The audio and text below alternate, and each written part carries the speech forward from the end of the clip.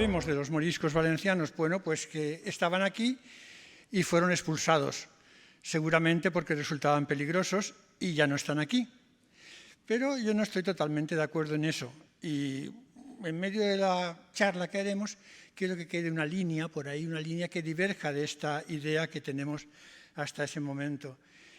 Hace unos años participé en un congreso que se realizó aquí en Valencia con motivo del centenario del decreto de expulsión de los moriscos, con una ponencia que iba en la línea del título del congreso, porque hablábamos de el Islam cercano, los moriscos valencianos como algo que no está tan lejano.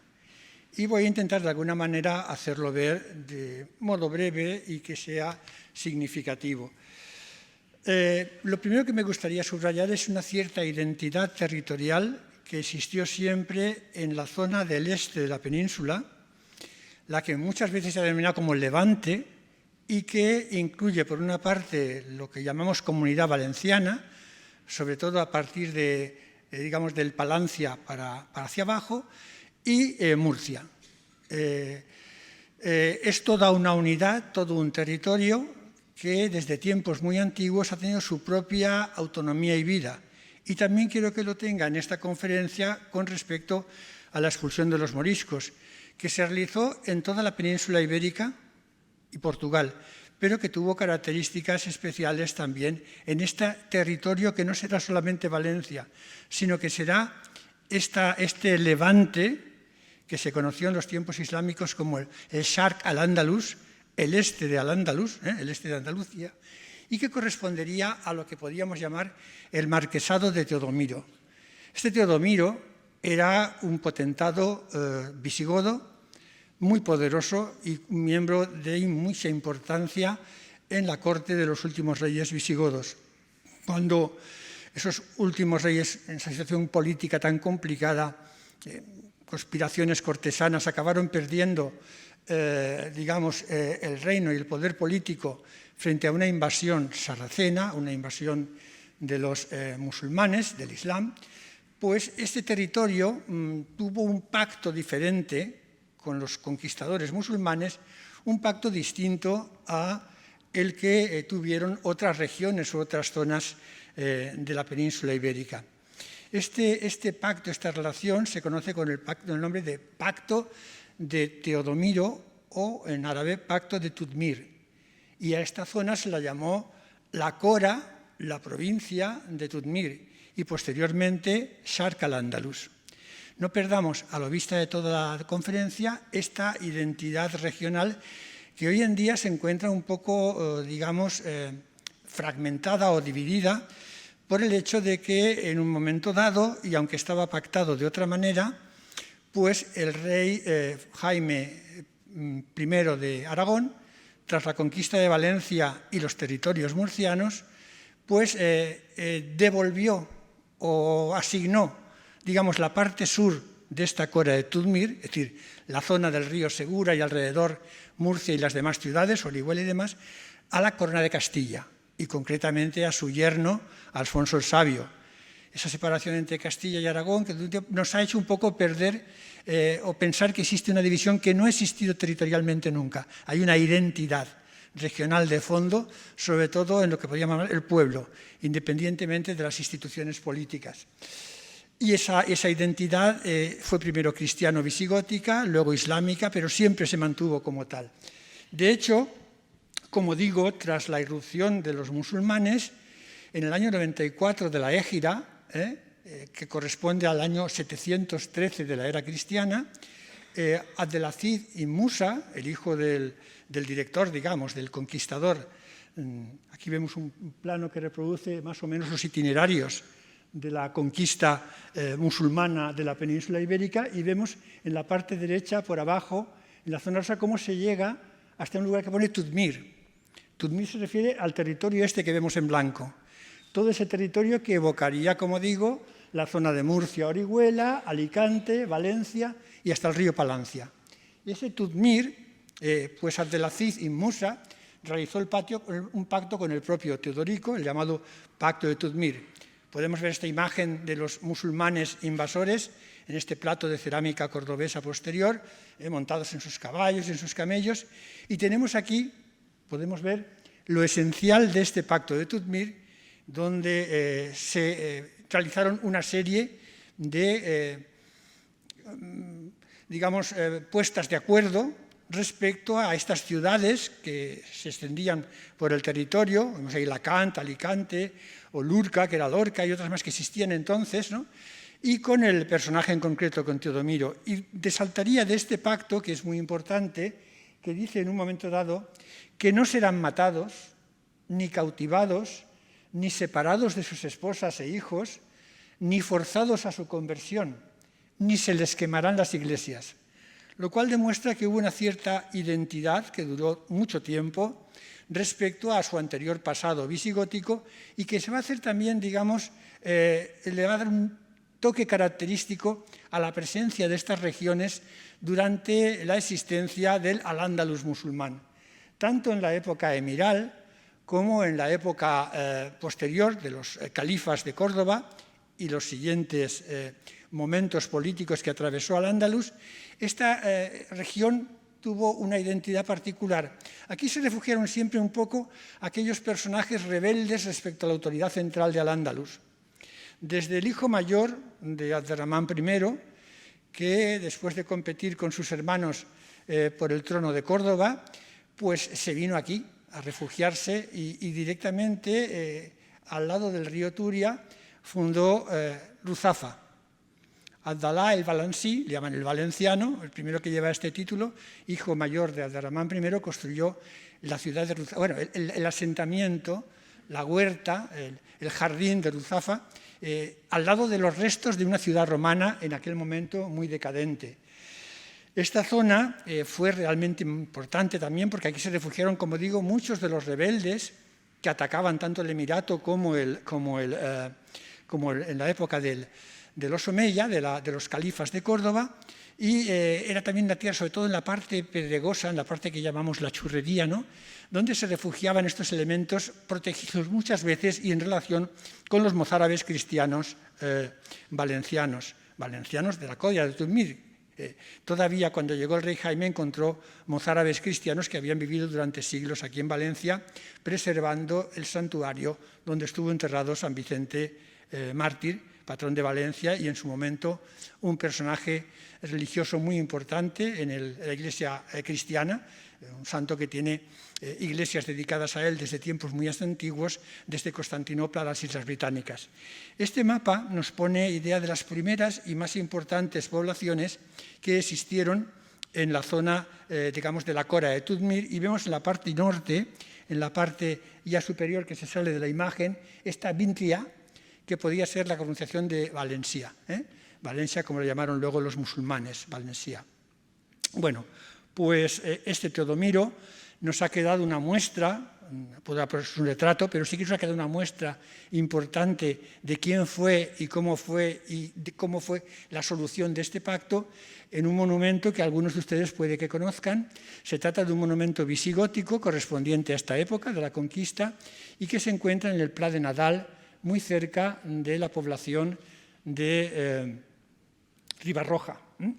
Este edificio fue una especie de gran palacio con una capilla que centralizaba todo el tema del comercio, la economía, digamos, en esta poderosa región durante estos tiempos de la conquista islámica y con esa cierta independencia que tuvo siempre la Cora de Tudmir o de Teodomiro. Esta es una reconstrucción ideal de cómo fue este gran palacio, cuyas ruinas podemos visitar hoy en día si nos acercamos allí. Es un elemento palaciego realmente importante que, de algún modo, pues, llama la atención, porque no existen elementos parecidos en la arquitectura de ese periodo y de la tradición visigótica. ¿Alguna razón por la que esto no pasa? ¿No pasan más imágenes? Se ha quedado atascado en esta imagen. Bueno, se ha agrandado, pero no...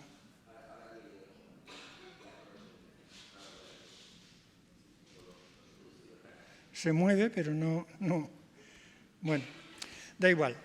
Independientemente de todo esto, quería señalizar cómo hay ese lugar, esa identidad que lo tuvo siempre. Ahí lo vemos, fíjense en la parte donde pone Levante y al Sharq al-Andalus, el este y cómo estamos aquí entre Murcia, que es una ciudad construida en época emiral por Abderramán II, en el año 825, que correspondería al 110 de la Égira, Murcia y Balansilla, esos dos extremos de este territorio.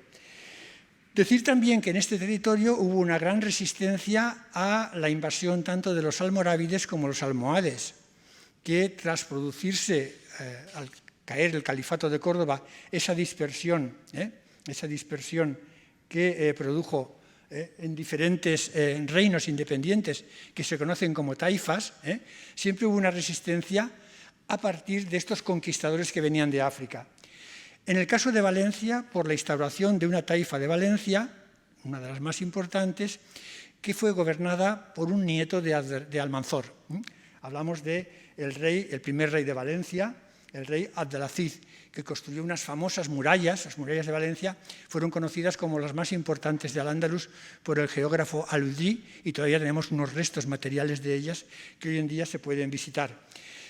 A partir de esta taifa de Valencia, pues Abdelaziz consiguió incorporar la zona de Murcia y de Almería, de tal manera que de alguna manera reconstruía todo este formato, digamos, de Sharq al-Andalus. Y a partir de esta identidad, de estos tanto mozárabes cristianos como musulmanes valencianos, que se habrían ido convirtiendo, pero que eran valencianos, aunque mezclados con algunas familias de los conquistadores que llegaron, esa identidad hispánica, andalusí digamos, étnicamente de la península ibérica, se enfrentó a estos conquistadores y reformadores religiosos, bastante fanáticos, almorávides y almohades, que fueron siempre considerados por los musulmanes valencianos, por los musulmanes andalusíes, como extranjeros, como africanos, y consiguieron echárselos de encima. Y en esa situación, en la de intentar quitárselos de encima y combatir contra ellos, ahí combatió también Rodrigo Díaz de Vivar, el Cid, en el siglo XI. En el siglo XII desarrolló también un papel muy importante un musulmán valenciano de origen cristiano. Me refiero a Abdelaziz y Nabi Amir, el nieto de Almanzor, que construye Balansilla. ¿Veis cómo va construyendo y recuperando estos territorios de la taifa valenciana? Y vemos cómo la taifa de Valencia, en esta parte de este, se extiende como una de las más importantes. Vemos la construcción de las murallas de la ciudad de Valencia con sus 7 puertas en tiempos del rey Abdelaziz, y llegamos a este, al rey lobo. Muhammad ibn Abdallah ibn Said al-Mardanix, Mardanix parece que venga de Martínez, se trata de un caballero de frontera, un personaje parecido al Cid, pero, digamos, de familia convertida desde su abuelo al Islam. Esa relación entre el Islam y la religión cristiana a veces era bastante líquida o fluida en estos personajes. De hecho, Muhammad ibn Abdallah, el llamado Rey Lobo, fue señor de Valencia y señor de Murcia, fue el gran, digamos, el que resistió los empujes más feroces de los almohades, creó un reino muy próspero, acuñó monedas que un siglo después circulaban todavía por el Mediterráneo, protegió a los cristianos en sus reinos, en Valencia y en Murcia, les dejó construir iglesias, hasta el punto de que el Papa Alejandro III, años después de su muerte, todavía se refería a él como aquel rey lobo que tanto nos favoreció en Hispania. Bueno, pues este rey lobo es también un elemento muy importante en lo que fue la identidad de esta zona, que llamaremos Sharq al-Andalus durante el dominio islámico y Levante en general, ¿no? Este Levante. Y, bueno, a partir de ahí nos explicará la pervivencia de estos musulmanes y su relación con las fuerzas cristianas. Durante un tiempo bajo dominio político religioso del Islam, y en otro tiempo, después de la conquista de Jaime el Conquistador, de Jaime I de Aragón, digamos, bajo el dominio político religioso del cristianismo y con una referencia a Europa como antes la tenía hacia el Islam. La cuestión es que esta población fue bastante más estable de lo que parece. De hecho, cuando el rey Jaime conquista Valencia, él, en principio, reparte algunas de las posesiones con los caballeros que le acompañaban, pero no expulsa a los musulmanes de Valencia. Muchos musulmanes sí que se fueron siguiendo un poco el precepto de la religión. La religión islámica dice, si tu ciudad o tu país ha sido dominado por extranjeros, la religión dice, vete a un país musulmán, vete a la casa del Islam, dar al Islam, no al lugar de la guerra, ¿no? Y algunos se fueron, muchos se fueron, pero otros muchos permanecieron. Y el rey Jaime dijo que en sus fueros que dio para el gobierno de la ciudad, por simplificar mucho, no es el motivo central de la conferencia, vino a decir fundamentalmente que en todas las cuestiones de la vida cotidiana y de carácter jurídico y demás, que se conserven las cosas tal y como estaban en los tiempos de los moros. Y ahí tenemos, por ejemplo, cómo se ha conservado incluso la regulación de las acequias, con el Tribunal de las Aguas, es decir, que no se cambien las cosas de como estaban en tiempos de los moros, refiriéndose a la administración. Evidentemente ahora Valencia será una ciudad cristiana y los musulmanes pasarán a una situación diversa. Y ahí vamos a ir, porque claro, decíamos los moriscos, ¿de dónde han salido? Hemos visto que los musulmanes han llegado, en el caso nuestro han hecho un pacto, en ese pacto muchos se han ido convirtiendo al Islam, nos encontramos que existen cristianos que siguen manteniendo su fe, son mozárabes, nos musulmanes antiguos cristianos que ahora son musulmanes porque se han ido convirtiendo, que serían los que luego fueron, tras la conquista del rey Jaime, considerados mudéjares. Estos mudéjares son los musulmanes que seguían viviendo con sus vecinos valencianos, musulmanes valencianos, con mozárabes valencianos o cristianos venidos del norte, formando una comunidad en tiempos del rey Jaime. Se estableció también en Valencia una morería, un lugar especial, donde ellos podían estar también regulados con sus leyes, tenían su propia fonda. Toda la zona que hoy en día conocemos como Barrio del Carmen era prácticamente la morería valenciana. Hay muchos avatares en esa morería porque hubo momentos más pacíficos, momentos más problemáticos, las predicaciones de San Vicente Ferrer, pero la cosa, digamos, se fue manteniendo hasta un momento concreto de la historia, que es el momento en el que aparecen los moriscos. ¿Y cómo aparecen los moriscos? Pues es una transformación que van a sufrir los mudéjares, que durante todo ese tiempo han estado viviendo pacíficamente con el resto de los valencianos y han realizado toda clase de trabajos. Pensemos, por ejemplo, la alfarería de Paterna o de Manises, pensemos los textiles que se exportaban desde Valencia, fabricados por los moriscos, los magníficos artesonados pintados, tallados y decorados con los que se decoraron las iglesias valencianas, aunque quedan algunas que se han quitado las bóvedas y han aparecido esos artesonados que existen en la iglesia de la Sangre de Liria o, por ejemplo, en Sagunto o en tantos otros lugares, ¿no? O los que se encargaron, por ejemplo, aquí en Valencia, para que se los montasen en el Palacio Real de Barcelona para el rey Martín V, ¿no? O incluso más tarde los jardineros de los viveros del Palacio Real, especializados en jazmines, a los cuales hizo llamar Felipe II para plantar jazmines valencianos en el Palacio de Aranjuez. Hay una convivencia, hay una economía, hay un trato y un convivir pacífico de estas gentes hasta que llega un momento histórico concreto, que es el momento de la Germanía.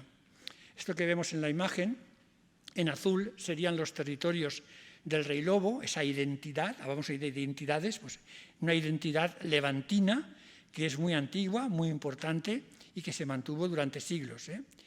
Aquí la podemos ver con sus principales ciudades, toda esta parte que llamaríamos el Sharq al-Ándalus.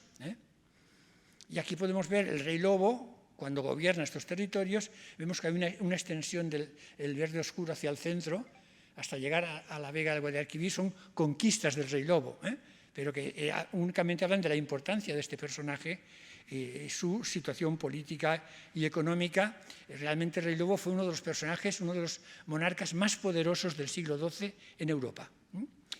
Vemos la conquista del rey Jaime, hemos visto cómo ha ido conquistando las diversas ciudades, cómo ha ido atravesando los ríos, cómo se ha ido apoderando, cómo en todas estas ciudades siguen conviviendo los musulmanes que ahora se llamarán mudéjares. Vemos la conquista de Valencia, el rey Jaime, y vemos cómo Valencia y Murcia son incorporadas en un principio a la corona de Aragón, hasta que, como digo, él se ve pues precisado por nuevos pactos políticos a conceder la parte inferior de nuestra región, la parte inferior, la parte sur de la Cora de Tudmir, de la Sark al-Ándalus, del Levante, a la corona de Castilla. Bien, aquí lo vemos dictando los fueros. Esta es una ilustración del Vidal Mayor, que se conserva en Aragón y que es el compendio más importante de las leyes de la Corona de Aragón, a la que perteneció Valencia. Estos son estos mudéjares que, por el pacto de capitulación de la ciudad entre el rey Jaime I y el gobernador almohade Zayán, pues estipula que la población musulmana seguirá viviendo y trabajando en sus lugares habituales, sometidos a unas nuevas jerarquías políticas y religiosas, pero que no se les molestará tampoco en el seguimiento de su religión. De hecho, los moriscos valencianos, a diferencia de otros lugares, en Castilla o en Andalucía, tuvieron el privilegio de poder hablar en árabe y utilizar libros y papeles en árabe hasta el momento mismo de la expulsión. Bueno, calculemos que en la taifa de Valencia habría unos 200.000 habitantes, pues la mitad de ellos se marcharon de sus tierras siguiendo el mandato religioso. La otra mitad, unos 100.000 mudéjares, convivían con los cristianos en Valencia en ese periodo. Si vemos este esquema de la ciudad de Valencia, podemos ver las murallas con los trazos en color rojo, corresponden a la muralla primitiva de Abdelaziz, la muralla islámica. Vemos como la morería queda un poquito fuera, y luego será incorporada en el siglo XIV, cuando en tiempos del rey Pedro llamado el Cruel y también Pedro el Ceremonioso, pues se ampliará el circuito de Morellas mucho más, como vemos, englobando parte de los territorios que habían quedado hasta ese momento extramuros. Esto ya es el siglo XIV. Este sería el aspecto general de la morería, las casitas que hay. Podemos ver en la parte inferior, que tiene esta especie de amurallado. Eso correspondía sobre todo al lugar donde estaban las fondas o los albergues de los viajeros musulmanes cuando llegaban a Valencia, en tiempos ya que pertenecía a Valencia a la Corona de Aragón. Hoy en día corresponderían a la calle Alta y la calle Baja.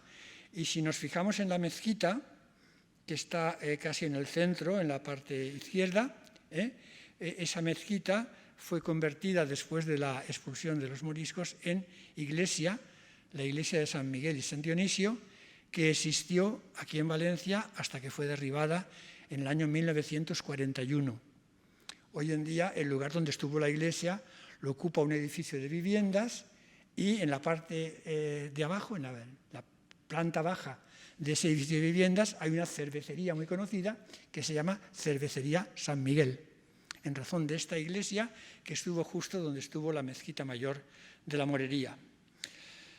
Bueno, y así estamos cuando vemos la ampliación, digamos, de la corona de Castilla y la corona de Aragón, y si vemos en la parte que está de color azul claro, podemos ver cómo a partir de la batalla de las Navas de Tolosa y posteriormente de la toma de Sevilla y de Córdoba, pues todos estos territorios irán pasando a la corona de Castilla, mientras que queda para la parte de Aragón, la ampliación de Aragón, lo que sería la zona norte de la Comunidad Valenciana, parte de Tarragona y hasta Alicante. Hasta Alicante. Murcia, como vemos, en la parte de 1243, es cedida a Alfonso de Castilla. Y luego, después de producirse la unión de Castilla y Aragón en la persona de los reyes católicos, la conquista final de Granada. La conquista de Granada tuvo sus momentos, tuvo sus problemas. Hubo un intento de hacerlo según el modo tradicional, asimilando a los musulmanes y procurando que poco a poco algunos se fueran convirtiendo. Esto fue el periodo en el que se encomienda esta tarea a Fray Hernando de Talavera, que fue el gran arzobispo de Granada, que promovió esas relaciones esa relación pacífica, pero luego la intervención cambió directamente con un cambio de política en la época de Carlos V y bajo las directrices de Cisneros, en la cual lo que se produjo fue una represión violenta de los musulmanes, saltándose por encima los pactos y los acuerdos que en su momento se tomaron con Boabdil, el último rey nazarí de Granada. Entonces se ordenó quemar todos los libros en árabe de las bibliotecas, incluidos los Coranes, y se obligó, digamos, a una conversión forzosa. Eso produjo una famosa rebelión, la rebelión de las Alpujarras. Esa rebelión llegó a tener unas condiciones tan complicadas que fue cuando Felipe II encargó a su hermanastro, don Juan de Austria, que fuera allí a atacar a los sublevados. Esa sublevación fue, digamos, ahogada en violencia y en sangre, y a continuación se produjo una deportación de moriscos granadinos por todas las tierras de Castilla, de Extremadura, y de todo lo que era la corona de Castilla. Luego, otros moriscos distintos, que en realidad son moriscos moros o musulmanes recientes, expulsados desde Granada después de haber sido forzados y después de una sublevación. Todo esto hace que realmente haya diversos tipos de moriscos a lo largo de todo lo que era la península ibérica.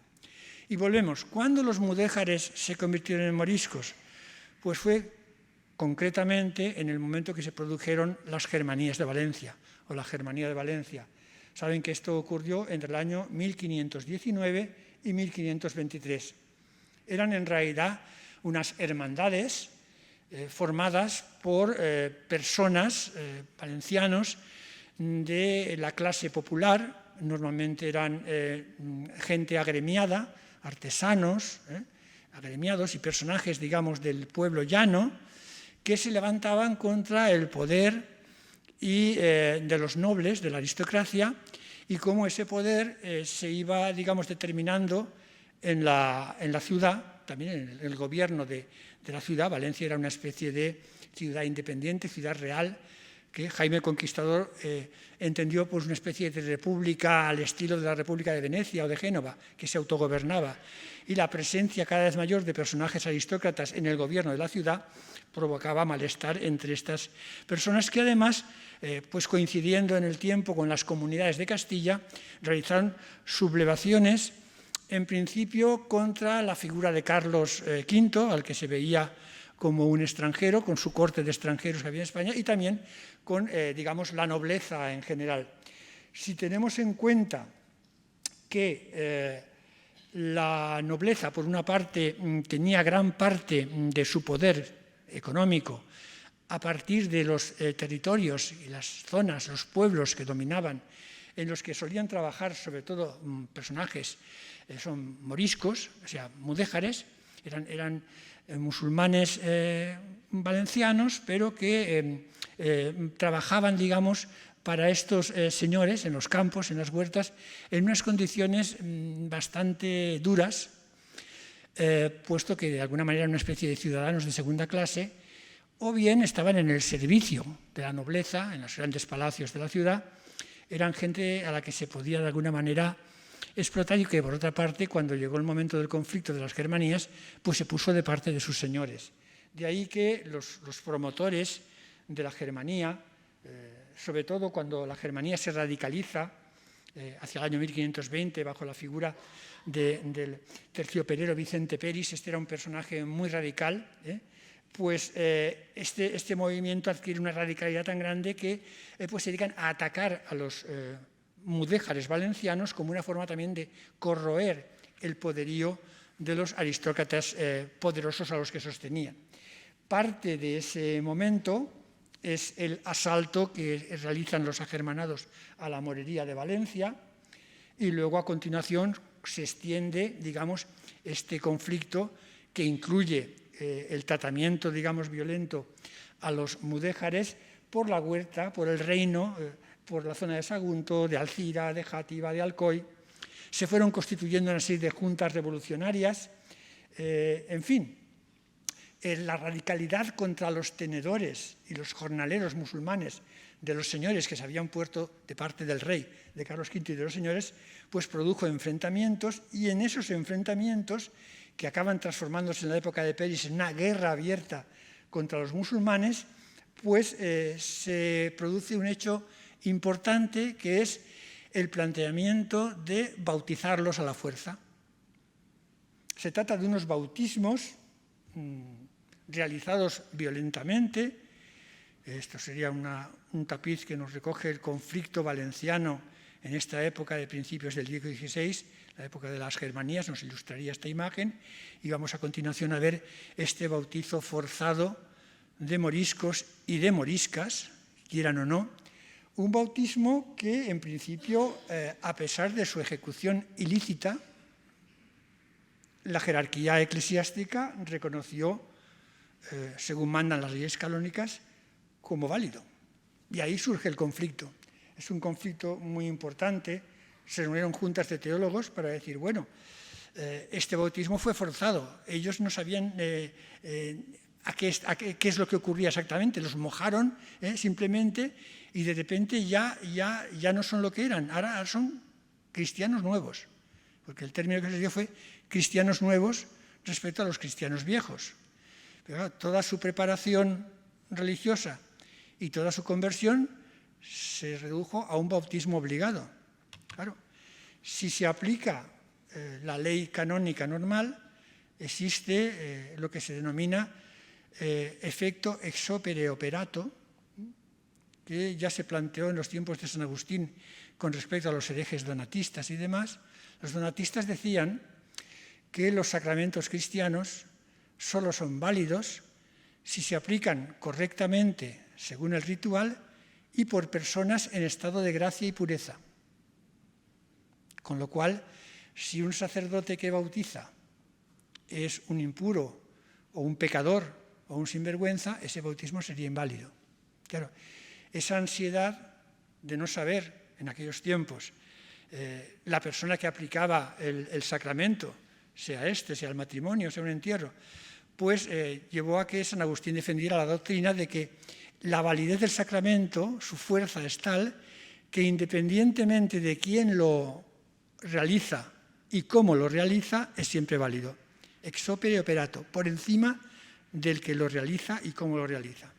Es decir, que nos encontramos ahora con unos personajes que los cristianos valencianos llamarán, pues les llamarán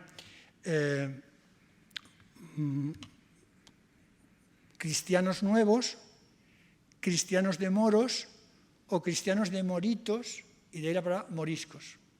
Es decir, ya no son propiamente musulmanes, se ha producido una transformación que nosotros no podemos apreciar físicamente, pero que tiene importancia de carácter espiritual, religioso y, ojo, también de carácter jurídico. Ya la situación hace que estas personas pasaran de ser gente que vive legalmente según sus costumbres, como está mandado, son ahora personas que, si practicaran el Islam, cometen un delito. Es un delito de apostasía. Claro, si tenemos en cuenta que esas personas no han recibido ninguna preparación religiosa, ni conocen el catecismo, ni las oraciones, y sin embargo se ven obligados a practicar una religión que desconocen y no pueden mantener ninguna de sus tradiciones anteriores, porque eso es delito, los vemos ya en una situación jurídica muy importante. El concepto de conversión y cómo se entendió realmente suponía un conflicto importante. A partir de ese momento hubo, por parte de las jerarquías más altas, una serie de disposiciones que se aprovecharon de la situación para ir radicalizando las consecuencias. Por ejemplo, Carlos V mismo realiza unas pragmáticas muy duras que ordenaban perentoriamente el bautizo de todos los musulmanes en el Reino de Castilla. Luego, pues, hay toda una serie de actuaciones, pues pensando que el enemigo más poderoso en estos momentos del imperio hispánico sería el imperio otomano, que tiene como aliados una serie de pequeños reinos musulmanes en el norte de África, algunas de esas, digamos, zonas de piratas que pues patrullan y practican el corsario por el Mediterráneo occidental a favor y en nombre de los otomanos, que capturan barcos cristianos o incluso en ocasiones intentan asaltar poblaciones costeras cristianas que el Imperio Español intenta proteger con sus torres defensivas y demás, ¿no? Pues estos musulmanes, pero que están convertidos, pero que son cristianos, pero que no son de fiar, pero que seguramente podían funcionar como una especie de quinta columna de los partidarios del Imperio Otomano, que es el enemigo, realmente el enemigo del imperio, pues todo esto va creando un clima de rechazo, de incomodidad, que rompe completamente con lo que hasta ese momento había sido la convivencia pacífica de mudéjares y cristianos en España. Felipe II prohíbe que se hable en árabe, que se retiren todos los libros escritos en árabe, solamente se permite aquí en Valencia, pues los moriscos valencianos eran los más numerosos de toda la península, los más importantes y además estaban muy establecidos y muy vinculados, ¿no? Sin embargo, en el año 1563 el rey declara que es importante que se produzca el desarme de los moriscos. Bueno, los moriscos tenían instrumentos de labor y también armas, Tenían cuchillos y tenían también fusiles y demás, y todo esto hay que quitar todo esto a los moriscos. Y eso se lo encarga al duque de Segorbe, Alonso de Aragón. Se produce, pues, un desarme de los moriscos que afecta incluso a instrumentos de trabajo. De hecho, a los moriscos valencianos en aquella ocasión se les incautaron 25.000 armas, casi, digamos, una casi por cada hogar de moriscos que existía en aquel momento. Y bueno, se aprovechó para realizar una generosa, digamos, una provechosa relación de hogares y de cabezas de familia, a modo de censo, ya que en aquella época no existían censos muy precisos, para conocer cuántos y cuáles eran los moriscos que habían. Bueno, ya digo que recientemente había ocurrido aquella rebelión de las Alpujarras, que tuvo que ser sometida, y así como en la época del rey Felipe II los moriscos van siendo reprimidos y se va obligando a transformarse en su atiendo, en sus costumbres, aunque no tenga suficiente preparación. Esta es la rebelión de las Alpujarras, cuando podemos ver la cantidad de conflictos que tuvo. En esta situación los moriscos son expulsados de Granada, como digo.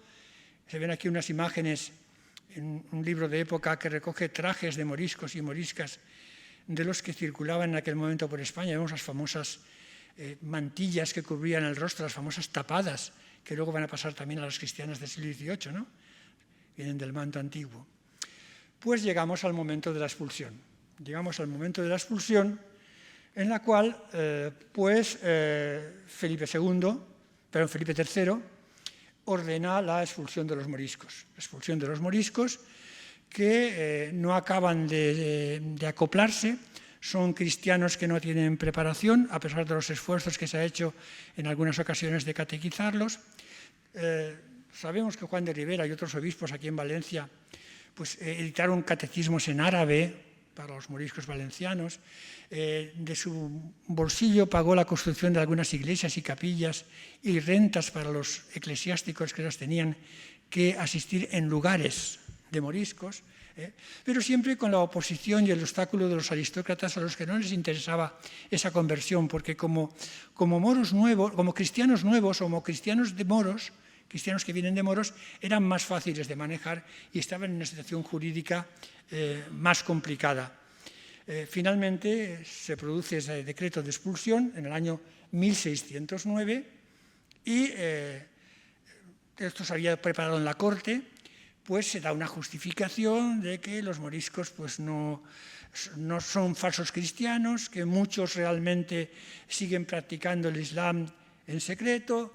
Se dice también que pueden ser quintacolumnistas de los turcos otomanos, el turco es el gran peligro en ese momento, y bueno, podemos decir que se va a producir, hay un decreto que aquí en Valencia va a hacer público el marqués de Caracena, decreto de expulsión, tenemos aquí el bando de expulsión y cómo los moriscos van a ser expulsados de diversos lugares de España, pero sobre todo de la zona de Valencia. Vemos cómo es mucho más numerosa y mucho más frecuente.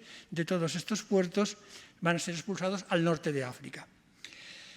En realidad la expulsión de los moriscos fue en cierto modo una mascarada, algo muy propio del barroco, porque la expulsión de los moriscos, que por otro lado fue una situación, un acontecimiento muy radical, muy violento, muy importante, y tuvo también repercusiones muy negativas para la demografía, para la economía y para la cultura valenciana. A pesar de eso, fundamentalmente, y a pesar de los perjuicios que produjo, era como una gran cortina de humo. Era una cortina de humo con la cual Su Majestad Felipe III, el Piadoso, intentaba protegerse de las negociaciones secretas que estaba teniendo con los herejes calvinistas que se habían levantado en las provincias holandesas, en los Países Bajos. La famosa guerra que duró 80 años, que acabó con la independencia de los Países Bajos y la partición entre Flandes y Holanda, esas negociaciones con los calvinistas, con los herejes, eran difícilmente comprensibles. Esas fueron las negociaciones que llevaron a la famosa tregua de los 12 años, 12 años de tregua en esta guerra larguísima que duró 80 años. Pues esas negociaciones de la tregua de los 12 años eran algo que no era admisible en una monarquía que se planteaba como la gran monarquía católica en los tiempos convulsos de las guerras de religión con el protestantismo, ¿no? Entonces, una manera de tapar esas negociaciones era producir esta expulsión de moriscos, con la cual el rey, de alguna manera, emulando lo que en su momento hicieron los reyes católicos con los judíos, pues prefería, a los ojos de todos, ¿no?, perder parte de sus súbditos, perder economía, poder político y económico y tal, pero en función de la defensa de la religión y de la monarquía cristiana. Bueno, la cuestión es que mientras Antonio de Spínola negociaba con el estatúder holandés, van saliendo una serie de decretos, por los que vemos aquí, por ejemplo, esta es la primera página del decreto que se publicó en Valencia, cuando el marqués de Tarazona, el 4 de abril de 1609, pues propone la expulsión inmediata de los moriscos valencianos, que eran los más numerosos del reino. Y, bueno, Felipe intenta justificar esta expulsión por la falta de integración de los moriscos y por el peligro que suponían. Y, bueno, pues de esta manera Felipe se deshace de estos, en el fondo, españoles, súbditos suyos, a los que en principio estaba obligado a proteger, a cuidar y a defender como el más riguroso y más sagrado de los deberes de un monarca. Una expulsión que además, en gran medida, aunque la llamemos de los moriscos, fue una expulsión de cristianos, porque muchos de los moriscos valencianos ya se habían incorporado al cristianismo, habían ido recibiendo educación, eran personas de vida cristiana sincera, y estos cristianos sinceros pues iban a ser recibidos en el norte de África, cuando se les expulsa, como apóstatas de la religión. Y la apostasía en el Islam se paga con la pena de muerte. Un musulmán no puede apostatar porque entonces es reo de muerte y la religión ordena a cualquier otro musulmán que lo elimine. Hay que tener en cuenta que este tema escabroso se sitúa en los conflictos muy importantes en este momento en España, entre lo que llamaban la religión interior y la religión exterior. Es decir, la necesidad de una religión exterior pública y demostrada y la situación de sospecha a aquellos que tenían una religión más interior, de meditación, de rezo más íntimo. Son los problemas que llegaron a afectar incluso a algunos religiosos como Santa Teresa de Jesús o el propio Fray Luis de León. De hecho, al parecer, la propia Teresa de Jesús provenía de una familia mucho más antigua de origen morisco.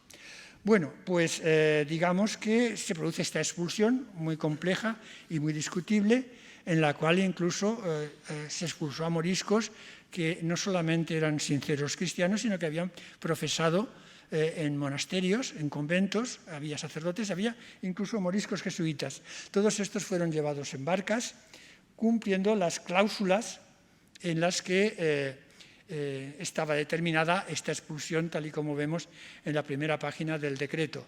Un fascículo de 6 páginas que daba toda una serie de directrices, de separar a los niños menores de 6 años de sus padres, de que solo podían llevar encima lo que pudieran coger en mano y que tenían que dejar sus tierras y sus posesiones que no pudieran llevar encima y demás. Claro, en un primer momento la aristocracia valenciana se puso en pie de guerra y no querían, pero cuando se enteraron bien de los detalles de la expulsión, tal y como habían regulado desde el Consejo de Estado de Madrid, de que ellos podrían quedarse con todos los bienes que aquellos no pudieran llevarse encima y sobre todo con todos los bienes raíces, pues empezaron ya a pensarlo de otra manera. De hecho, hubo en la aristocracia valenciana actuaciones muy diversas, desde personas indignas como el conde de Cocentaina, que se aprovechó de la situación para, cuando los moriscos iban hacia los puertos que tenían que embarcarse, pues atacarles y robarles sus bienes. Es lo que se veía en el cuadro, al principio, antes de la conferencia, hemos visto un fragmento de un cuadro muy conocido de un pintor castellonense del siglo XIX. Esta es la muchacha ultrajada y los soldados del conde de Cocentaina registrando los baúles que llevaban los moriscos, ¿no? Ese tipo de ataque. Otros, sin embargo, pues compadecidos de sus moriscos, los acompañaron y los cuidaron y protegieron de bandidos y de salteadores hasta llegar a los puertos. Evidentemente costó una barbaridad antes del decreto preparar toda esta enorme movimiento, toda esta situación, porque claro, se trataba de mucha gente, luego evaluaremos más o menos cuántos, ¿no? Y tenían que ser embarcados en galeras reales y llevados a los puertos. En principio se dijo, para que se tranquilizasen los que esperaban ser deportados, que traerían algunos de vuelta desde esos puertos del norte de África para que dijeran sus, llamémosles, compatriotas moriscos, que allí se les recibía bien, lo cual era falso, ¿no? Y bueno, al contrario, cuando vinieron algunos allí, vinieron diciendo que no, que les habían recibido muy mal y que incluso algunos habían sido torturados o incluso asesinados. En fin, una cosa un poco tremenda. De todas maneras, esto se hizo, y se hizo después de la gran preparación, digamos, administrativa, de papeles, de las listas para buscar hogar por hogar, de comprobar, ¿no?, con los funcionarios, los policías, digamos, o equivalentes, cuadrilleros, y los soldados que tuvieron que actuar en todo esto, los marinos para llevar en las galeras reales, todas esas personas, el enorme, digamos, cambio que se produjo al movilizar tantos recursos militares, administrativos, ¿no?, y la pérdida de bienes económicos y de mano de obra de la industria, de la profesión, todo esto se realizó con gran esfuerzo, y la relativa facilidad de expulsión, por cuanto los moriscos aquí no se rebelaron en general, pues les llevó a pensar que había que hacerlo también, pues, los demás reinos, los demás lugares de España en los años siguientes. Y así, en el año 1610, 11, 13, fueron siendo expulsados las comunidades más pequeñas de otros lugares. Así nos encontramos que si el reino de Valencia, que era el que contaba con mayor población morisca, fue el primero en ser expulsado, luego Cataluña fue en el año 10, Aragón en el mismo año, a partir de mayo. Luego, a partir de julio, fue Castilla y Extremadura, y finalmente, en septiembre, el 8 de septiembre de 1610, el Reino de Murcia. Digamos que, en conjunto, cogiendo todos los moriscos exculpados, hablaríamos de unos 300.000 moriscos para un país que entonces tendría unos 8 millones de habitantes, ¿no? Bien, este es el decreto del Marqués de Caracena que hemos visto, y aquí podemos ver toda esa cantidad de recuadros en verde, son los términos municipales de aquellas alquerías o poblaciones en las que la mayor parte, en algunas de ellas la totalidad, eran moriscos. Calculemos que de esos 300.000, la mitad, por lo menos, salieron de Valencia. Bueno, pues todo esto fue tremendo. Sabemos que fueron expulsados a partir de los puertos de Denia, del Grao de Valencia, del puerto de Vinaroz, también desde Moncófar y otros lugares. Este sería el cuadro al que me he referido antes, que refería a esa tragedia o esa tristeza de los moriscos, que sin embargo fueron expulsados sin mayores levantamientos. Simplemente hubo una pequeña resistencia cuando algunos de los que volvieron, traídos para contar cómo se resistía el norte de África, lo contaron en las regiones más altas, más profundas, el Val de la Guar, el Val de la Gainera, la Muela de Cortes, y una pequeña rebelión que fue ahogada en sangre y juego. En los años siguientes, años 1610 a 1615, de alguna manera para honrar este gran acontecimiento procurado por la monarquía católica, se encargaron una serie de cuadros a unos personajes, a unos pintores de la época, un tal Pere Oromich, Vicente Mestre, Francisco Peralta, para realizar, digamos, unas imágenes de esta expulsión. Vamos a ver ahora esos cuadros. Podemos ver, por ejemplo, los expulsados aquí en el puerto del Grao.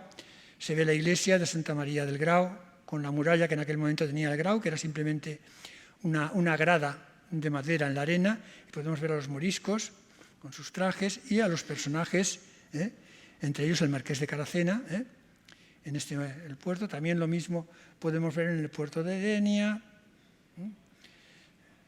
en el puerto de Alicante, en el puerto de Vinaroz, con el puerto amurallado y las galeras que salen del puerto. Vemos la llegada a Marruecos, ahí se ve enfrente esas tiendas que se supone que son las de los musulmanes marroquíes y tunecinos que formaban parte del Imperio Otomano y cómo son desembarcados los moriscos y allí maltratados. Como digo, la única rebelión importante se produjo aquí, en la Muela de Cortes, cuando pues estos moriscos que estaban en los lugares más escarpados de la serranía valenciana les tocó el momento de ser expulsados y habían recibido noticias de lo mal recibidos que eran en el norte de África. En estos lugares tan escarpados que vemos aquí, hoy en día existen una serie de pueblecitos abandonados que se pueden visitar, ruinas de piedra seca de las poblaciones moriscas que en este momento se levantaron contra la expulsión y provocaron esta rebelión que recoge también el cuadro, la rebelión de la Muela de Cortes. Esta rebelión que fue, digamos, ahogada en sangre de un modo muy violento, utilizando a los tercios españoles. El tercio de Lombardía se hizo embarcar desde Italia para venir y sofocar esta rebelión de moriscos en estos lugares.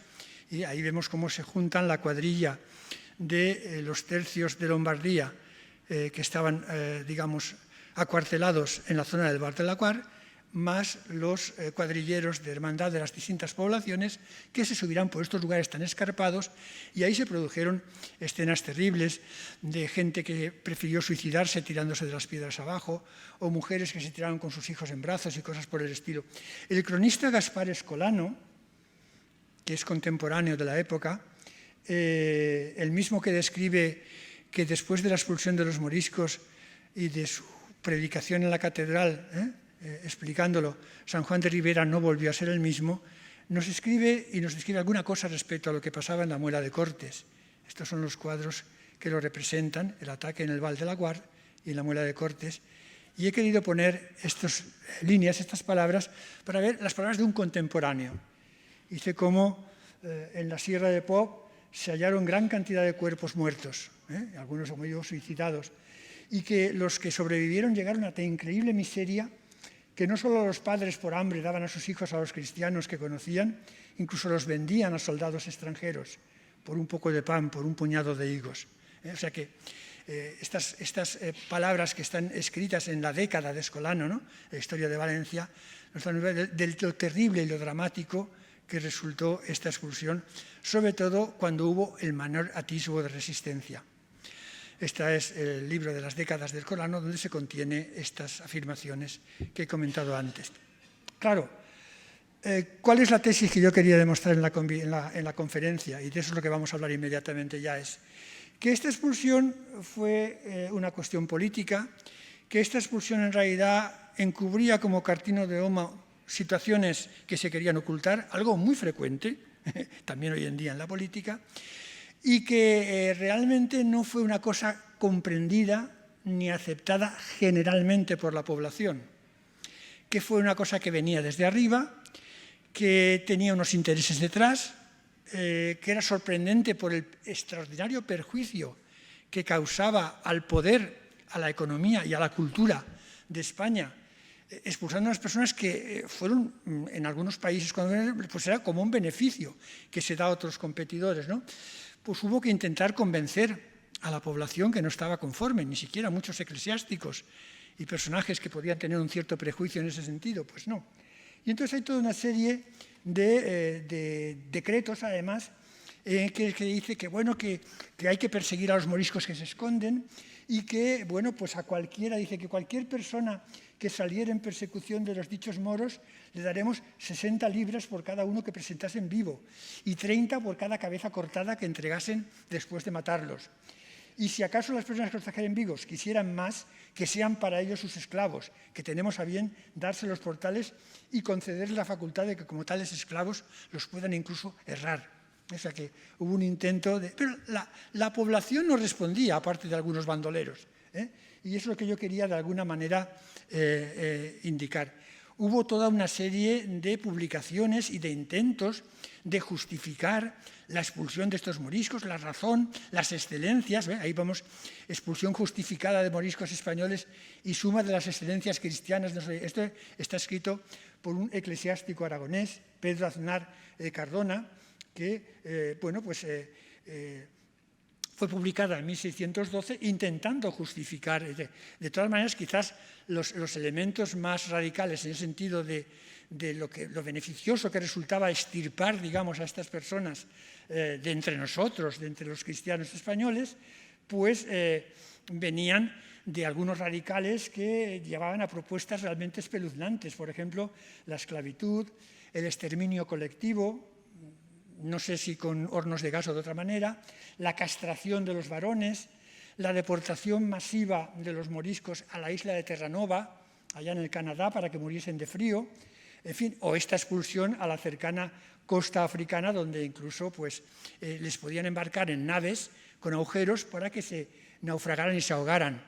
En ese sentido destaca un valenciano, un dominico de Algemesí, consultor de la Inquisición, Fray Jaime Bleda, párroco de Corbera, que era un lugar de moriscos, y entonces vemos en su crónica de los moriscos, de los moros en España, habla de los moros, de lo malos que son y de las razones por las cuales era justo y adecuado la expulsión de España de los moriscos.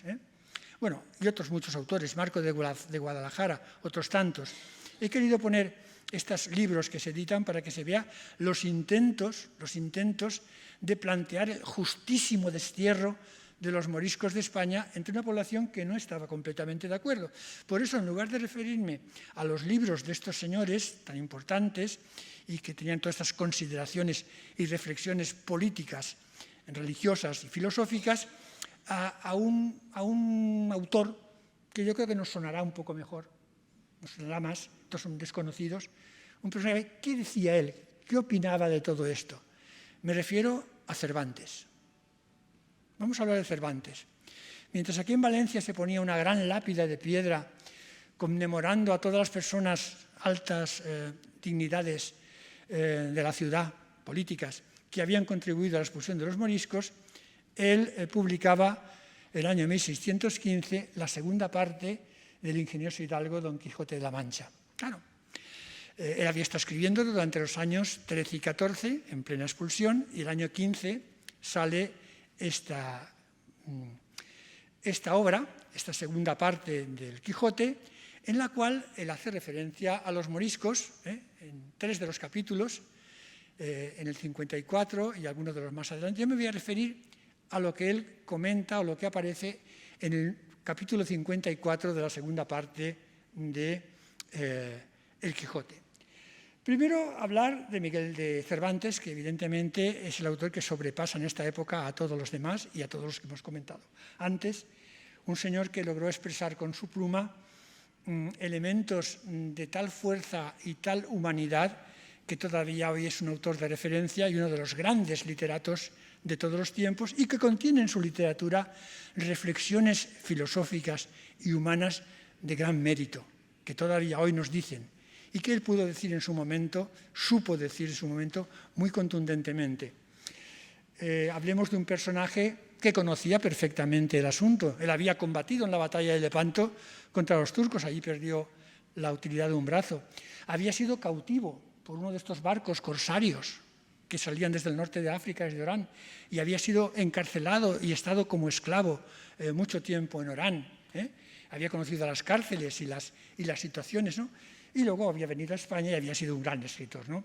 Un personaje de asombrosa calidad humana, un personaje que tuvo una biografía extraordinaria, plagada de aventuras, de miserias, de honor y de desgracias, un señor inteligente, viajado, vividor, un personaje de una nobleza espiritual extraordinaria y que tuvo ocasión de explorar la naturaleza humana, lo que es el ser humano, en sus cruces y en sus sombras, hasta lo más hondo, desde la más alta nobleza a las más ruines de las bajezas, pero siempre desde la perspectiva en la que él supo conservar su humanidad, sentimiento de humanidad.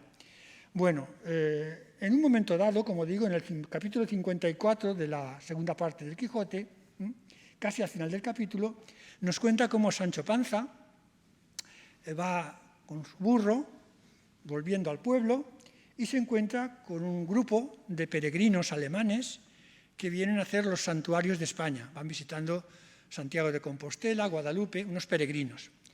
Y entre estos peregrinos se encuentra con a Sancho le han dado, por burla, los duques, el gobierno de la ínsula de Barataria. Ha querido ser un gobernador, ha querido hacer su forma de gobierno, ha visto que aquello era imposible, le ha parecido su situación ridícula y se vuelve con el rabo de piernas, y en ese camino se encuentran los peregrinos y se encuentra a uno de ellos que resulta que es un morisco cuyo nombre se llamará Ricote. Luego veremos por qué le llaman Ricote. Aparece como un tendero, vecino y amigo suyo hasta la época de la expulsión, un vecino que había sido expulsado y que regresa disfrazado de peregrino alemán a España arrostrando todos los peligros. Él, cuando lo reconoce, le hace contar su historia, una historia tan apasionante, tan fantástica como todas las que se recogen en ese libro extraordinario del Quijote. Es muy destacable cómo las palabras de Cervantes en este capítulo, con este personaje, el tono de familiaridad, incluso llamaríamos de afecto, con el que Cervantes describe el encuentro, su posterior despedida, Sancho y Ricote, los buenos deseos que Sancho expresa a Ricote, que no te cojan, que tengas felicidad en esta larga empresa, a ver si consigues volver a tu casa y recuperar a tu mujer y a tu hija, a ese vecino disfrazado que se ha encontrado. Y he puesto algunas de las imágenes. Esta es una ilustración del Quijote donde podemos ver a Sancho que se encuentra con el morisco Ricote disfrazado, y vemos aquí cómo Ricote dice: ¿cómo es posible, Sancho, que no me reconozcas a mí, tu vecino Ricote, el morisco? Entonces Sancho lo miró con atención, se empezó a refigurarle y finalmente le vino a conocer en todo punto. Y sin apearse del jumento, le echó los brazos al cuello y le dijo: ¿quién diablos te iba a conocer, Ricote, en ese traje de mogarracho que trajes? Le abraza, abraza al morisco, su vecino. Dime, ¿quién te ha hecho Franchote? Claro, Franchote son los que vienen de allá, de Francia, de Alemania, ¿no? Que tienes el atrevimiento de volver a España, donde si te cogen y te conocen tendrás harta mala aventura. Y aquel, confiando, le dice: si tú no me descubres, Sancho, no tengo ningún temor. Bueno, apartémonos del camino y te voy a contar de qué va esto. La historia es muy interesante, no la podemos contar toda aquí, la resumiré mucho. Vemos como, por ejemplo, en un momento dado dice: finalmente, con justa razón, fuimos castigados con la pena del destierro, blanda y suave al parecer de algunos, pero al nuestro lo más terrible que nos podía dar. Doquiera que estamos llorando por España, que en fin, nacimos en ella y es nuestra patria natural. En ninguna parte hallamos acogimiento en nuestra desventura. En Berbería y todas las partes de África, donde esperábamos ser recibidos, acogidos y regalados, es donde más nos ofenden y maltratan. Entonces, todas estas palabras, es muy interesante cómo las primeras palabras, justa razón fuimos castigados, tenía razón, los libros de Bleda y demás que acabamos de ver, la justísima expulsión, las pone en boca del propio morisco que les ha padecido, esa ironía, esa sátira, de verdad, de poner en boca de la víctima las palabras con las cuales defendía ese acto tan nefando, digamos, los ejecutores del asunto. Bien. Y habla de ese deseo tan grande que casi todos tenemos de volver a España, que los más de aquellos, muchos que saben la lengua como yo, se vuelven a ella, y dejan allá incluso a sus hijos desamparados mientras buscan cómo regresar y luego hacerlos venir. Vienen como los emigrantes, llegan primero ellos y luego intentar hacer volver a sus hijos. Que tanto es el amor que le tienen a España. Y ahora conozco y experimento lo que suele decirse que es el dulce amor a la patria. Todo esto son palabras de Cervantes en pleno contexto de expulsión. La expulsión continuaría años después, porque como seguían apareciendo moriscos por todas partes, que habían sido escondidos por sus vecinos y demás, el año 623, el año siguiente, siguen habiendo decretos de expulsión. Lo declara en una obra que se va a leer por todas partes, que es un bestseller de la época, ¿no? Bien, aprovecha entonces la ocasión, Cervantes, y ya metidos en harina, lanza el verdadero núcleo de la cuestión. Aquí se va a mojar, pero a fondo, pero a fondo. Es una de las partes más importantes de todo el Quijote. Nos deja estupefactos cuando de repente, en esta conversación, sale por reivindicar nada más y nada menos que la libertad de conciencia. Que la libertad de conciencia. A pesar del estrecho espíritu dominante, la feroz intransigencia religiosa, estamos a tiempos de la Inquisición, Cervantes llegó a donde ninguno de sus contemporáneos se había atrevido y pasó por donde nadie y escribió lo que ningún otro se atrevió. Salí, dice Ricote, como digo, de nuestro pueblo y entré en Francia. Y aunque allí nos hacían buen acogimiento, quise verlo todo. Pasé pues a Italia, llegué a Alemania y allí me pareció que se podía vivir con más libertad, porque sus habitadores no miran en muchas delicadezas, cada uno vive como quiere, porque la mayor parte de ella se vive con libertad de conciencia. Bueno, reclamar la libertad de conciencia el año 1615 en el corazón del Imperio Español es algo que sobrecoge. Solo Cervantes podía haber escrito una cosa así y la coloca bien evidente. Por eso digo que la figura de Cervantes es algo que está por encima. No se puede homologar al resto. Hay más calidad, menos calidad, más importancia, menos importancia. Y luego está aquello otro que es que realmente es necesario. Aquello otro que ataca y toca el núcleo, lo central, ¿no? Y esa es la tesis que yo quiero defender. Cómo realmente, si algunas autoridades se vieron comprometidas, y algunas muy comprometidas en estas circunstancias, otras sacaron algún tipo de provecho que no sacó el reino en sí, o la monarquía en sí, otras estaban completamente en contra, tanto entre los estratos superiores como sobre todo entre la población. Y sobre esto vamos a hacer algún pequeño comentario. Bueno, la cuestión es que después de decir esto, yo quería referirme un poco a este personaje, es importante porque, bueno, se despiden y entonces en un momento Sancho le dice: por mí no serás descubierto y prosigue en buena hora tu camino y déjame seguir el mío. Y luego le habla de su hija: te diré que tu hija es muy hermosa, tal y cual, y finalmente acaba diciendo, y luego se abrazaron los dos. Y Sancho se subió en su rucio y Ricote se arrimó a su bordón y se apartaron. He querido poner la fotografía de Govert Westerwald. Es un profesor holandés que estudió muy a fondo la cuestión de los lugares moriscos del Valle del Segura. Eso hace referencia a la expulsión de moriscos del año 1610 en la zona de Murcia, en la zona del río Segura, y que se repite luego en los años 13, 16 y 23. Este señor nos habla de cómo en este lugar quedó el último reducto. A ver, hubo otros lugares escondidos, porque los moriscos se escondieron por muchos lugares de España. Hay que tener en cuenta que muchos vecinos, como pasó también en las guerras de los Balcanes, o está pasando ahora en Ucrania, escondieron a sus vecinos moriscos. Hay que tener en cuenta que muchos moriscos estaban casados con cristianas o viceversa. Había familias en las que un hijo era musulmán y el otro era cristiano, en fin. Había hasta clérigos que falsificaron los quinquilibris, los libros de bautizos, ¿no?, para esconder, a veces incluso en las sacristías, a los moriscos que iban a ser expulsados. Y otros que después de ser expulsados volvieron y fueron escondidos por sus vecinos en muchos lugares. Otros se retiraron a lugares remotos. Y muchos pues entraron en un mundo especial, más libre, que era el mundo de los arrieros.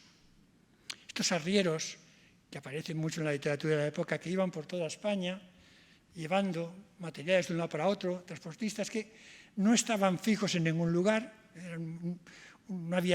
era un nomadismo continuo, por tanto eran mucho más difíciles de controlar y de conocer por parte de las autoridades, y era un buen lugar para esconderse, ¿no?, entre toda esta gente, digamos, ambulante. Pero en el Valle de Ricote fue especialmente importante y prácticamente se puede decir que volvieron casi todos. Esto fue estudiado por este señor. Es el Valle de Ricote, como digo, es un valle precioso que sigue lo que es el cauce del río Segura, lugares de huertas, muy cuidados desde los tiempos de que este lugar era posesión del suegro del rey Lobo de Valencia. El rey Lobo de Valencia, Merdanix, tenía aquí pues esta relación, un valle muy rico. Y en un libro que tiene este señor, Gobert Bestelve, dice: expulsión y regreso de los moriscos, el último enclave islámico más grande de España. Y dice: los arrieros del Valle de Ricote se movían por todo el territorio castellano y vivían aquí en Ricote muchas veces. Y la intención es ver cómo fueron protegidos y cómo él va estudiando toda una serie de personajes concretos para que fuera de lo que son las estipulaciones puramente demográficas, los datos estadísticos, podamos ver la situación en la que fueron protegidos en estos lugares, estos pueblecillos de la zona del Valle de Ricote. Digamos, hay muchas aljamas y hay una serie de pueblos como Abarán, Ricote, Ojos, Villanueva del Segura, Ulea y sobre todo Blanca. Blanca es un pueblo que estudió más a fondo, en el que prácticamente pudo permanecer casi toda la población, a pesar de los sucesivos decretos de expulsión de la monarquía de Felipe III, de tal manera que, digamos que incluso cuando en el año 1623 intentan expulsar los últimos 2.500 moriscos de Ricote, junto con los otros moriscos más antiguos que habían sido preservados en expulsiones anteriores, esto lo encargan en el año 1614 al conde Bernardino de Velasco, conde de Salazar, que es el encargado de hacer una última expulsión, porque, ya digo, los vecinos habían escondido, incluso los párrocos habían escondido a estos. Y da tiempo a que todavía recoja esto el sarcástico Cervantes en el libro, en el Quijote, porque hay un momento dado en la conversación que me he saltado entre Sancho y Ricote, que por eso elige poner el nombre de Ricote al morisco. Ricote en realidad es el nombre del valle, porque él conocía perfectamente esta situación. Y aún escribe: estos son moriscos del Valle de Ricote, estos son los pueblos, esta es la ubicación del Valle de Ricote, en el centro de la cuenca del Segura. Este sería, si quisiéramos visitar todos estos pueblecitos moriscos, es una excursión bellísima, donde podemos encontrar los restos de la vivencia que ha quedado allí. ¿No? ¿Ves? Esta es la expulsión definitiva, y que hasta los más antiguos, hasta los que fueron escondidos, hasta los que se han refugiado, tienen que ser expulsados. Bando de expulsión. Y dice el Quijote, hablando con Ricote, dice Sancho: no hay que esperar en favores ni en dávidas, porque con el gran don Bernardino de Velasco, conde de Salazar, a quien dio su majestad cargo de nuestra expulsión, no valen ruegos, ni promesas, ni dádivas, ni lástimas, que continuo tiene alerta para que no se le quede ni encubra ninguno de los nuestros. Sin embargo, a pesar de esto, puedo tranquilizar al público que me escucha, diciéndoles que muchos permanecieron ocultos, otros muchos volvieron y fueron ocultados, no solamente en el Valle de Ricote, sino en otras localidades cercanas como Albudeite, Fortuna, Albanilla, y otros lugares más recónditos en otros lugares de España. De tal manera que cuando Fray Jerónimo de Medinilla, que era el visitador de la Orden de Santiago, los caballeros de Santiago, que eran los propietarios del Valle del Ricote, hace una visita para ver la situación y las rentas de este lugar el año 1634, se asombra de la enorme cantidad de moriscos que habían regresado o que no habían llegado a ser expulsados porque habían sido continuamente escondidos y vivían allí de forma ilegal, ¿no? El sistema únicamente yo quería hacer ver cómo existió un rechazo por parte de la población, que esto permitió que muchos permanecieran, que otros volvieran y fueran ocultados, y bueno, que ciertamente hubo un grave perjuicio de la situación económica, política y cultural, pero no se perdió tanto. De hecho, si vemos la cantidad de elementos de la vida y la cultura morisca, mudéjar, que permanecen entre nosotros, tanto en el arte, las artesanías, las cerámicas y demás, los platos, la alimentación, la comida, nuestras fiestas, moros y cristianos, que expresan mucho mejor. Hay una batalla, los moros, los cristianos, ganan unos, ganan otros, interviene San Miguel, San Blas, San quien sea, pero en definitiva todos conviven juntos, se forman sus puros, hacen sus cofradías, y bueno, está claro que muchos valencianos, ya que no podemos ser, es una discriminación terrible, pero no podemos llegar a ser fallera mayor, por lo menos podemos soñar con la aspiración de ser capitán de una colla de moros, ¿no?, en una fiesta de moros y cristianos, que también es moneda de vestirse, ¿no? Eso existe, eso es, ¿no? Pues eso queda, y yo creo que es reflejo exactamente de un hecho que no fue nunca popular, un hecho que no fue admitido por la población, que no existía ese perjuicio. Es posible que exista más hoy en día, con la televisión dándonos la vara, con los que vienen en las pateras, con los yihadistas, con Al-Shabaab, con no sé qué. Claro, están haciendo lo mismo que Pedro Aznar o Bleda, ¿no? Estos son peligrosos, son malos, son no sé qué. Pues, la verdad es que, ¿qué vamos a decir de todo esto? Pues bueno, yo digo lo que ha dicho el pueblo siempre y expresó muy bien Cervantes. Y me refería también a algunos refranes. Por ejemplo, la aristocracia señorial era muy dada a hablar de sus moros, y los moros les venían muy bien a estos señores por los réditos que daban, y ahí el refrán es decir, a más moros, más ganancia, ¿no? Y cómo pues, estos personajes pues, han sido muy importantes y siguen siéndolo para nuestra concepción e identidad propia, que si bien fueron expulsados, no se fueron del todo, y que hubo gente incluso valiente, como Cervantes, o como por ejemplo, estos son los moriscos expulsados, don Pedro de Valencia, cronista muy importante, no era valenciano, aunque también de Valencia. Este señor, discípulo del hebraísta Benito Arias Montano, quizás el erudito más importante del siglo XVI en España y de los más importantes de Europa, me refiero a Arias Montano, su discípulo Pedro de Valencia escribió un tratado sobre los moriscos en España, en el cual denunció con energía, diciendo, el agravio que se les hace en privarlos de sus tierras y en no tratarlos en igualdad de honra y estimación con los demás ciudadanos y naturales, es algo execrable en el monarca, ¿no?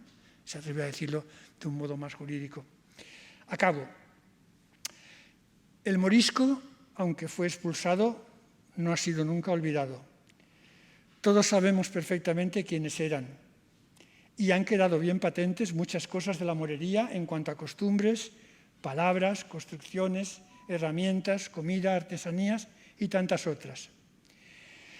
Y en el caso de Valencia, los moriscos más numerosos, los más importantes, la mayor cantidad también, ¿no? Pues podemos decir que entre otras muchas sabrosas recetas, arnadí, pues nos quedan también tres grandes elementos identitarios de la valencianidad actual que tenemos que agradecer a los moriscos valencianos. Son los platos más sobresalientes de la herencia de la cocina islámica valenciana. La paella, la horchata de chufa y el turrón. ¿Qué sería Valencia? Podemos prescindir del arnadí, pero ni de la paella, ni de la horchata de chufa, ni del turrón. pues esos son los moriscos que están presentes entre nosotros y nos dejaron este legado. Muchas gracias.